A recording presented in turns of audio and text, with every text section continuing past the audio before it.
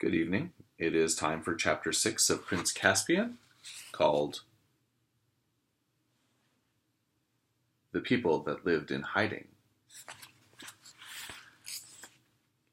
Now began the happiest times that Caspian had ever known.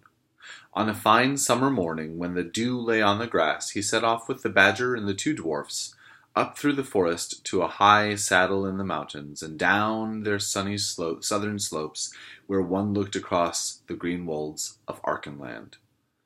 "We will go first to the three bulgy bears," said Trumpkin. They came into a glade to an old hollow oak tree covered with moss, and Truffle Hunter tapped with his paw 3 times on the trunk, and there was no answer. Then he tapped again, and a woolly sort of voice from inside said, "Go away, it's not time to get up yet." But when he tapped the 3rd time, there was a noise like a small earthquake from inside, and a sort of door opened, and out came 3 brown bears, very bulgy indeed, and blinking their little eyes. And when everything had been explained to them, which took a long time because they were so sleepy, they said, just as Truffle Hunter had said, that a son of Adam ought to be king of Narnia, and all kissed Caspian, very wet, snuffly kisses they were, and offered him some honey. Caspian did not really want honey without bread at that time in the morning, but he thought it polite to accept. It took him a long time afterward to get unsticky. Here's a picture of the bulgy bears coming out of their little house. After that, they went on till they came among tall beech trees, and Truffle Hunter called out, "Pattertwig, Pattertwig, Pattertwig!" And almost at once, bounding down from branch to branch till he was just above their heads, came the most magnificent red squirrel that Caspian had ever seen. He was far bigger than the ordinary dumb squirrels which he had sometimes seen in the castle gardens. Indeed, he was nearly the size of a terrier, and the moment you looked at his face, you saw that he could talk. This is what Pattertwig looks like.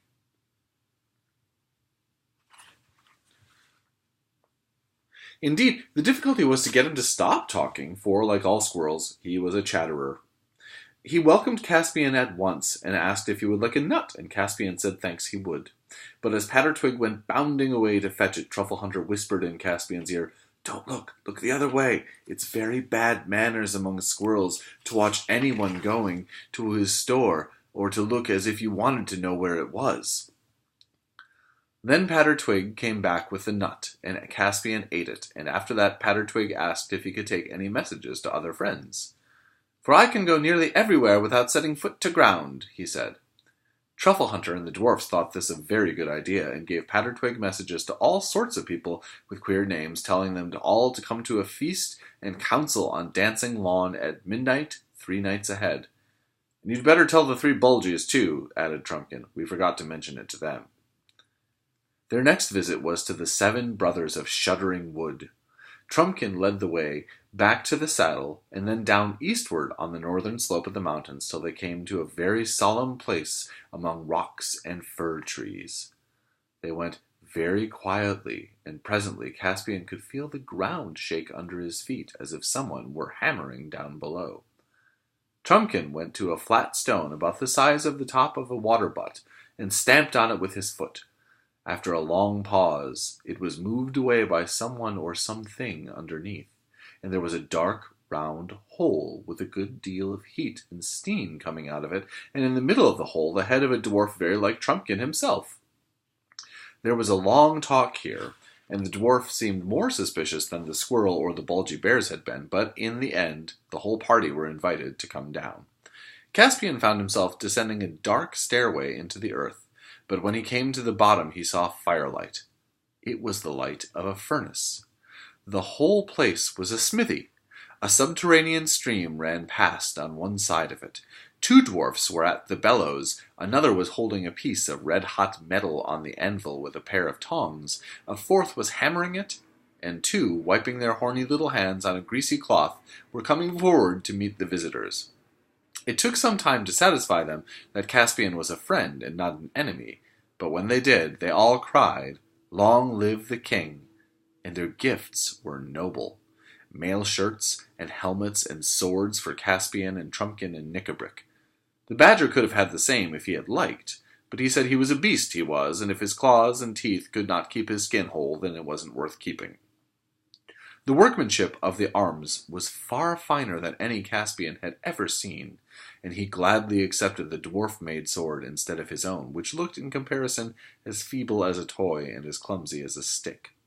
The 7 brothers, who were all red dwarfs, promised to come to the feast at Dancing Lawn. A little farther on, in a dry, rocky ravine, they reached the cave of 5 black dwarfs. They looked suspiciously at Caspian, but in the end the eldest of them said, "If he is against Miraz, we'll have him for king."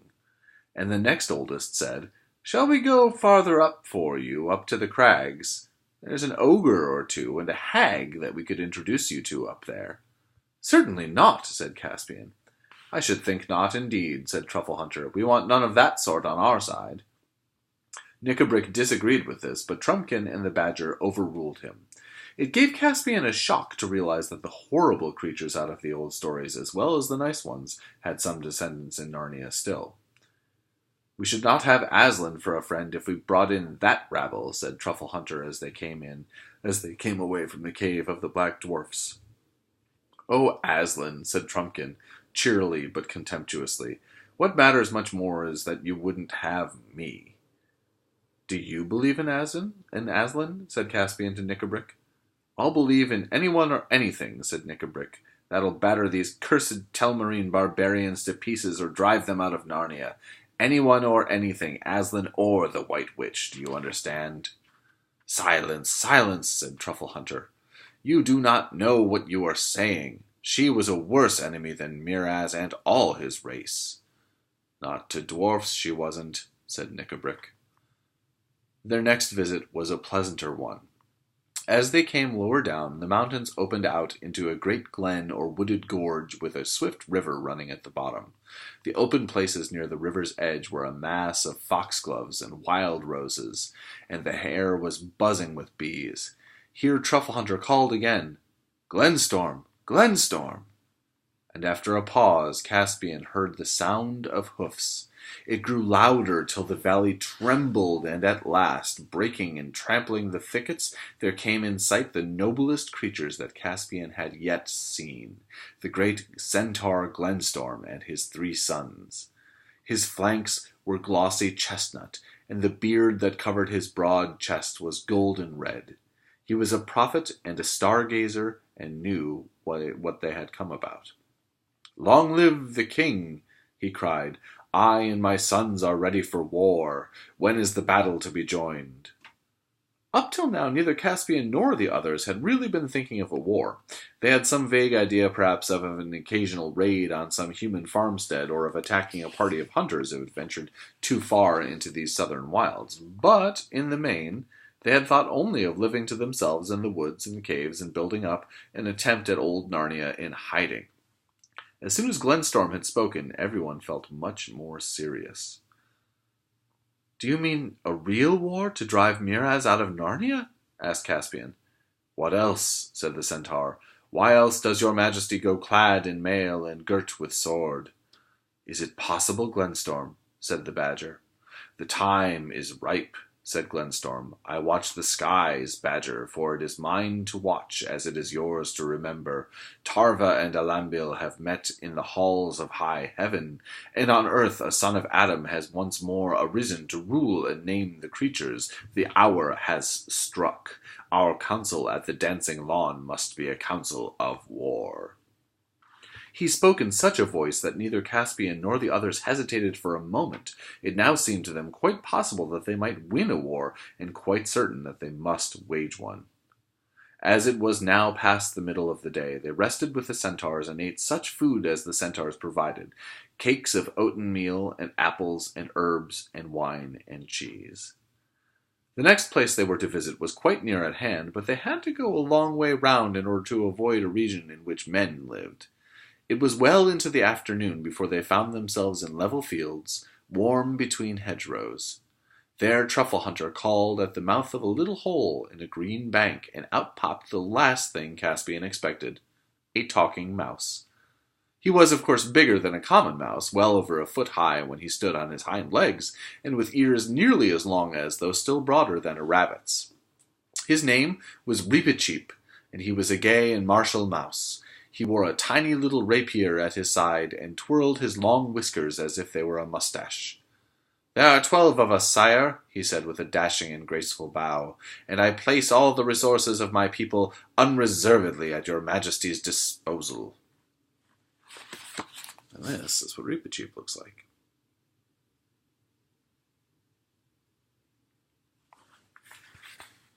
Caspian tried hard and successfully not to laugh, but he couldn't help thinking that Reepicheep and all his people could very easily be put in a washing basket and carried home on one's back. It would take too long to mention all the creatures whom Caspian met that day. Clodsley Shovel the Mole, the 3 hard-biters, who were badgers like Truffle Hunter, Camillo the Hare, and Hogglestock the Hedgehog.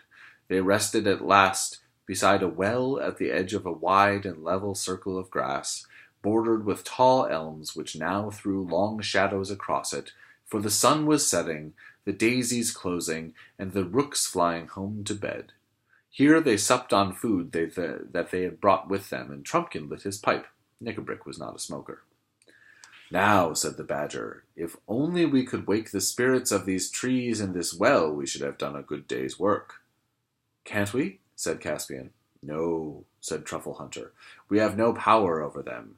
Since the humans came into the land, felling forests and defiling streams, the dryads and naiads have sunk into a deep sleep. Who knows if ever they will stir again? And that is a great loss to our side. The Telmarines are horribly afraid of the woods, and once the trees moved in anger, our enemies would go mad with fright and be chased out of Narnia as quick as their legs could carry them." "What imaginations you animals have," said Trumpkin, who didn't believe in such things. "But why stop at trees and waters? Wouldn't it be even nicer if the stones started throwing themselves at old Miraz?" The Badger only grunted at this, and after that there was such a silence that Caspian had nearly dropped off to sleep when he thought he heard a faint musical sound from the depth of the woods at his back. Then he thought it was only a dream and turned over again. But as soon as his ear touched the ground, he felt or heard, it was hard to tell which, a faint beating or drumming. He raised his head. The beating noise at once became fainter, but the music returned, clearer this time. It was like flutes. He saw that Truffle Hunter was sitting up staring into the wood. The moon was bright. Caspian had been asleep longer than he thought. Nearer and nearer the music came, a tune wild and yet dreamy, and the noise of many light feet, till at last, out from the wood into the moonlight came dancing shapes such as Caspian had been thinking all his life. They were not much taller than dwarfs, but far slighter and more graceful. Their curly heads had little horns, the upper part of their bodies gleamed naked in the pale light, but their legs and feet were those of goats. "Fawns!" cried Caspian, jumping up, and in a moment they were all round him. This is what they look like.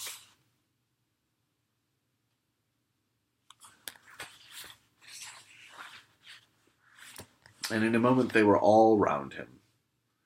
It took next to no time to explain the whole situation to them, and they accepted Caspian at once. Before he knew what he was doing, he found himself joining in the dance. Trumpkin, with heavier and jerkier moments, did likewise, and even Truffle Hunter hopped and lumbered about as best he could. Only Knickerbrick stayed where he was, looking on in silence.